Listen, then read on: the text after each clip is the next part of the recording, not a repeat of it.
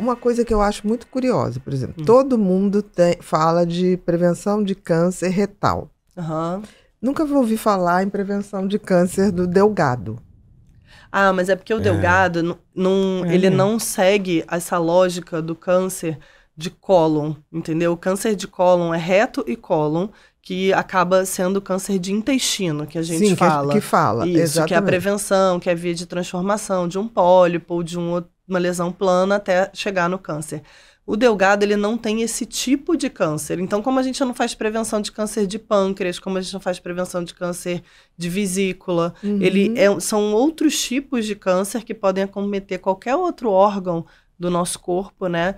Que a gente não vai fazer prevenção porque a gente não consegue impedir essa transformação. Então, essa é a grande diferença do câncer de intestino, é a nossa capacidade de prevenir, porque a gente que entende hoje qual a gente é a sabe. Via. Exatamente. E, ao mesmo tempo, você tem um exame que vai lá, que, além de ser um exame para ver se tem a capacidade de tirar o que tem. Exatamente. Que você vai lá, tira o pólipozinho que pode virar o que câncer. O exame é a colonoscopia. Isso, que é a colonoscopia. Aí vai uma grande pergunta que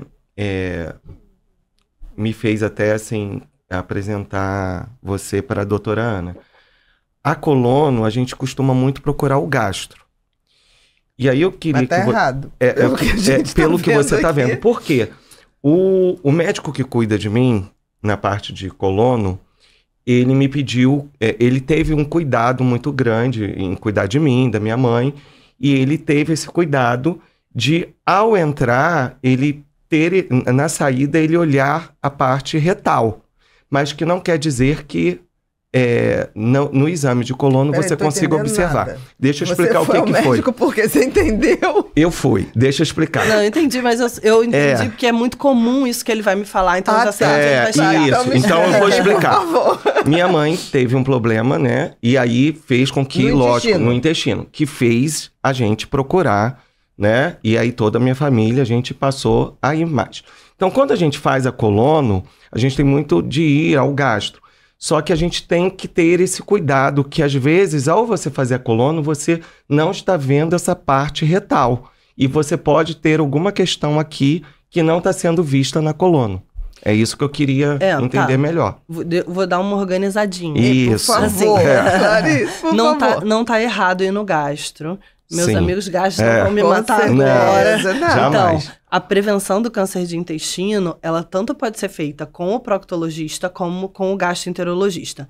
O que acontece é que a colono, ela não vê o ânus. Então, ela consegue examinar o reto. Entendi. O reto muito baixo, perto do ânus, a gente tem uma dificuldade de avaliação. Por mais cauteloso e cuidadoso que você seja, o reto bem baixo você consegue ver. A saidinha, né? Mas o ânus, que é essa parte aqui, aí já é mais difícil. Então, o que eu recomendo para os pacientes e para quem me pergunta sempre? Você pode fazer a colono com gastro? Pode, não tem problema nenhum. Só que você também precisa ir ao procto, porque o gastro, ele não vai fazer a anoscopia. A anoscopia é o exame de avaliação do ânus. Que não está vinculado com a colono. Do reto e do ânus. Então Isso. tem que fazer 2 exames mesmo, então. Colono Sim. e ter esse cuidado com... E o cuidado com o ânus, porque o ânus... Tá vendo? Nunca soube disso. Exatamente. Eu só fiquei sabendo porque teve esse problema na família. É feita no consultório? No consultório. No consultório. Não precisa ser como a colonoscopia, que você tem sedação, nada disso. Não precisa. Inclusive, a gente até faz anoscopia, eu como procto, quando eu tô fazendo uma colono, obviamente, eu também tenho esse olhar. Claro. Só que assim, a gente, no exame proctológico, a gente avalia mais do que só a anoscopia. Eu também vejo, por exemplo, se a musculatura tá boa, se você consegue contrair e relaxar o músculo. E isso eu não posso fazer quando você tá sedado. Com certeza. Para eu avaliar uma hemorroida, às vezes o paciente fala assim para mim, aqui tá minha colono, o médico já disse que eu tenho hemorroida. Fala assim, tá, mas deixa eu examinar de novo, sabe por quê? A hemorroida, a gente classifica a hemorroida conforme ela vir ou não para fora no esforço evacuatório. Isso eu não consigo te pedir enquanto você está sedado na colono. Com certeza. O grau. O grau da hemorroida. Eu não consigo avaliar. Eu não consigo também... Às vezes o paciente, a gente faz a colono e eu acho assim, nossa, a hemorroida tá terrível. Não é que ela tá terrível, aquela pessoa já teve 10 evacuações. Então, ela tá superestimada. Ela parece no preparo, porque é um preparo chatinho, porque você evacua tudo, exatamente. Né? A alma vai saindo junto. Nossa Senhora, vai Então, quando a gente vê no consultório, a gente tá numa outra situação. Por isso que é importante fazer essa complementação, entendeu? E aí, o ânus, a gente entra numa outra questão, assim, super importante da gente trazer aqui, que o câncer de ânus, a gente faz prevenção, diferente do delgado. O delgado, a gente não vai fazer prevenção, mas o câncer de ânus, a gente também consegue prevenir, porque ele também tem origem a partir de lesões, só que é completamente diferente do intestino grosso. Então, o intestino grosso, que é o cólon, surge a partir de um pólipo. Sim. O câncer de ânus, ele surge a partir de uma lesão de HPV. Então, da mesma maneira que surge o câncer de colo de útero nas mulheres. Né? Idêntico, proporção. E as mulheres podem ter duplamente premiada. O câncer de ânus por HPV e o câncer de colo de útero. Que, inclusive, é uma associação frequente. Assim, é um fator de risco e que a gente... Existe grupos de risco que a gente precisa prevenir o câncer de ânus. Não é igual a colonoscopia com todo mundo. Então, quem precisa fazer prevenção do câncer de ânus? Todo mundo que é imunossuprimido, então pessoas vivendo com HIV, transplantados, mulheres que já tenham tido um preventivo ginecológico alterado, aí principalmente com lesões de alto grau. O que é isso? Que a gente falava antigamente, NIC3, ou câncer in situ, ou até um câncer de colo de útero, vulva, vagina. Isso tudo é um fator de risco muito forte para o câncer de ânus. É a mesma etiologia? É o HPV, é igual. HPV é igual.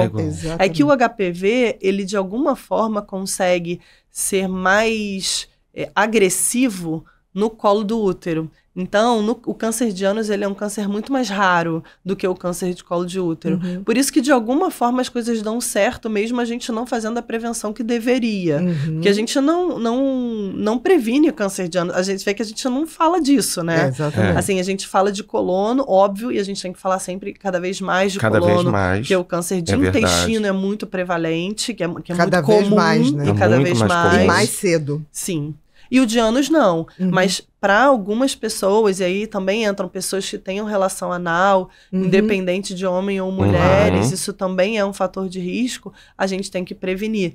Então, essas pessoas, mesmo que elas façam a colono, não adianta só fazer a colono. Você tem que ir no proctologista, colher o preventivo, e aí existe um outro exame, que até tem um nome parecido para confundir mais ainda, que é a colposcopia anal, igual a colposcopia ginecológica do útero. Do útero. Colposcopia. O nome seria oficial, o preventivo da mulher. O preventivo a gente colhe a escovinha. Ah, tá. Então, a mulher vai no ginecologista todo ano. Ela colhe o preventivo com uma escovinha. Lá no colo do útero. Lá no colo do útero. Quando esse preventivo vem alterado, ela faz um exame que se chama colposcopia.